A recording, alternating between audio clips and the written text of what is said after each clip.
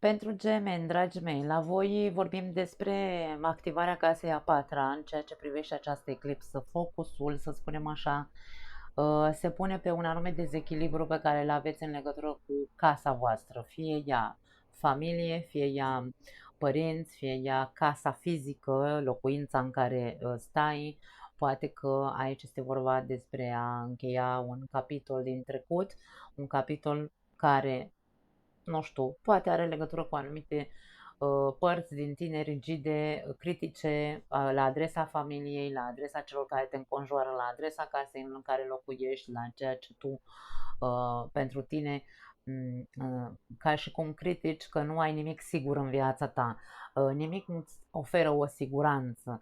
Aici trebuie văzut sau focusul se va pune acolo, ți se va arăta faptul că ești foarte exagerat, poate că ai tot ce trebuie, dar în continuare te plângi că rezultatele nu sunt cele pe care tu le aștepți sau pe care tu le ai, nu știu, ți le dorești, da? Din punct de vedere al lui Saturn aici, în casa 10-a, cu pești în casa 10-a, dragii mei, putem să vorbim despre anumite, hai să spunem așa,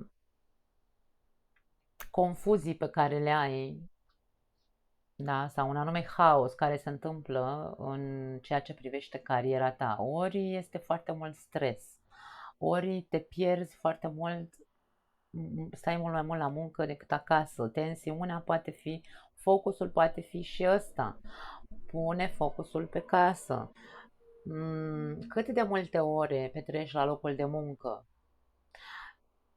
pentru că nu-ți convine ceva acasă?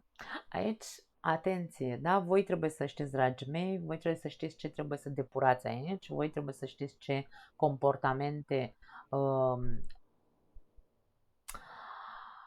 hai să le numim, nu știu, nesănătoase aveți acasă, da? Și vă refugiați în muncă. Saturn aici vrea să-ți arate acest aspect. Saturn spune că te pierzi sau te-ai pierdut în ultimii 2 ani jumate prea mult în cariera ta și prea puțin acasă. Focusul e ca și cum întoarce-te înapoi la rădăcinile tale, la clanul tău, întoarce-te înapoi acasă. Nu-i mai critica pe cei de acasă.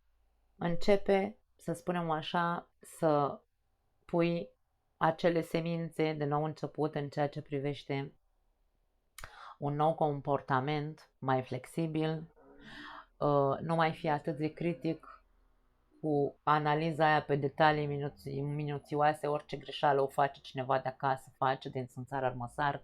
Atenție, schimbă acest lucru. Obiceiurile nesănătoase, mai ales acasă, nu sunt ok. Aici, când, dacă vorbim despre, din punct de vedere al sănătății cu fecioara, putem să vorbim despre îți îmbolnăvești casa, familia, cu energia pe care o transmiți acasă la tine. Încearcă să observi acest aspect și să-l schimbi. Ajutorul poate veni din partea lui Pluto și din partea lui Uranus, după cum am spus. Ideea este cu Pluto. Trebuie să făcute schimbări în, hai să spunem, în modul în care tu vedeai viața sau care era filozofia ta de viață, concepțiile tale de viață care au fost până acum. Da? Pentru că vorbim despre casa nouă. Când vorbim despre casa nouă, vorbim despre modul în care eu văd viața. Da? De aia se spune că e casa filozofiei de viață. Cum văd eu viața? Care sunt credințele mele? Pluto aici de vreo 6 luni încoace a tot încercat să schimbe anumite credințe, da, anumite, nu știu, o anumită viziune pe care tu o aveai.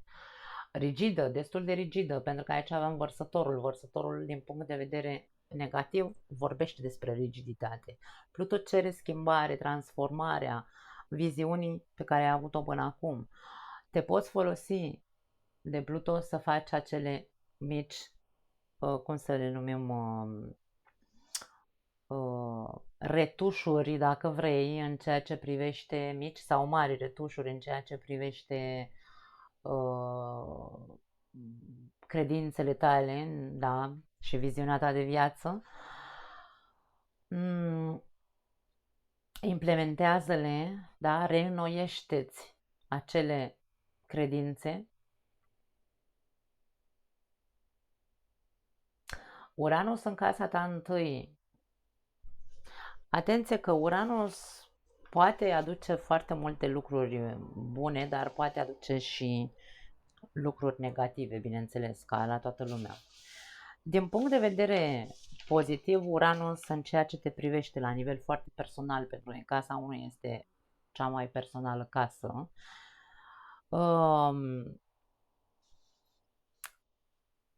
aduce schimbări pozitive în cazul în care ne deschidem, da? Dacă tu te deschizi, devii mai flexibil în ceea ce te privește, nu mai ești atât de critic, nici la adresa familiei, nici din punct de vedere al viziunii tale. Viziunea ta e cea mai bună, atenție, poate fi una dintre problemele mari pe care le ai în legătură cu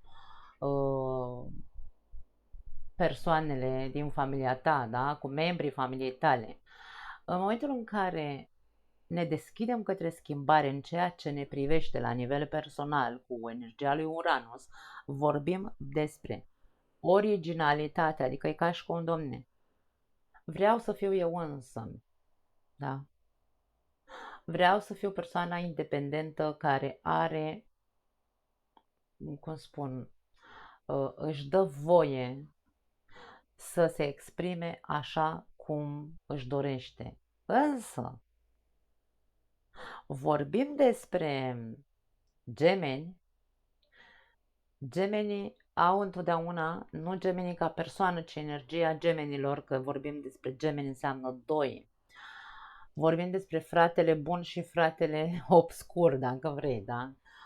Pe cine alimentezi dintre cei doi? Pentru că în momentul în care a apărut Uranus, de exemplu, acum e în retrogradare, tu poți să începi să observi ce energie ai alimentat cu energia asta eliberatoare pe care o aduce Uranus. Pentru că Uranus este energia planetei care aduce schimbări radicale, dar impactante, da? În ceea ce te privește. Te-ai deschis către schimbări, da, însă cu ce tip de schimbări te-ai alimentat? Ai devenit mai flexibil, mai dispers? Ai devenit mai rebel sau ai devenit mai original sau mai liber?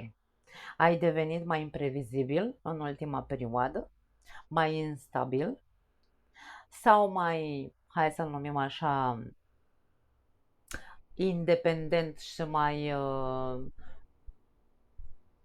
hai să-l numim schimbător dintr-o dată, nu știu, acum sunt bine, peste 2 ore nu mai sunt bine. Ce se întâmplă în tine? Cum ai alimentat sau cum ai captat această energie a lui Uranus în ceea ce te privește? Pentru că Uranus aduce rupturi bruște, ruptură bruscă în ceea ce mă privește pe mine, da? În casa 1. Trebuie să observ. Observă ce s-a întâmplat din mai și până acum, 7 mai cred că a intrat, dacă nu mă înșel, Uranus în Gemeni. Ce s-a întâmplat în legătură cu tine, cu comportamentul tău? Comportamentul tău a fost mai pozitiv sau a fost mai negativ din mai și până acum? Ce s-a întâmplat din punct de vedere al zdruncinării în momentul în care Pluto a intrat în casa ta nouă și ți-a zdruncinat bazele viziunii filozofiei tale de viață? Acolo este cheia ca tu să poți să vezi impactul pe care eclipsa îl are asupra familiei tale, asupra vieții tale.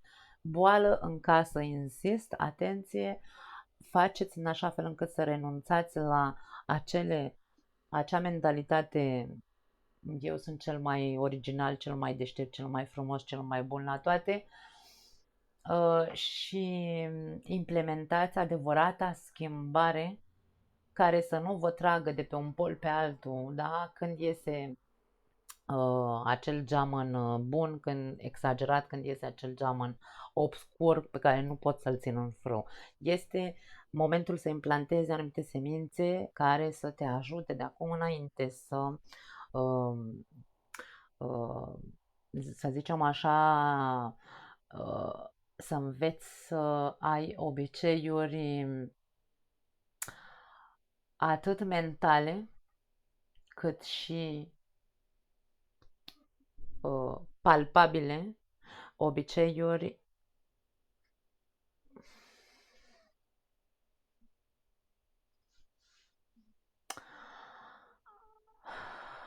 hai să zicem mai ordonate, nu știu de ce, îmi vine să zic, ordonează-ți obiceiurile, ordonează-te pe tine.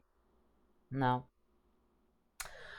Poate că ar trebui să înveți să fii un pic mai serviabil și acasă, adică să fii mai atent cu cei de acasă, mult mai atent de acum înainte. O sămânță care trebuie plantată poate are legătură cu asta. Cam asta e, dragii mei, nu pot să zic altceva. Vă pupăcesc. Ceau!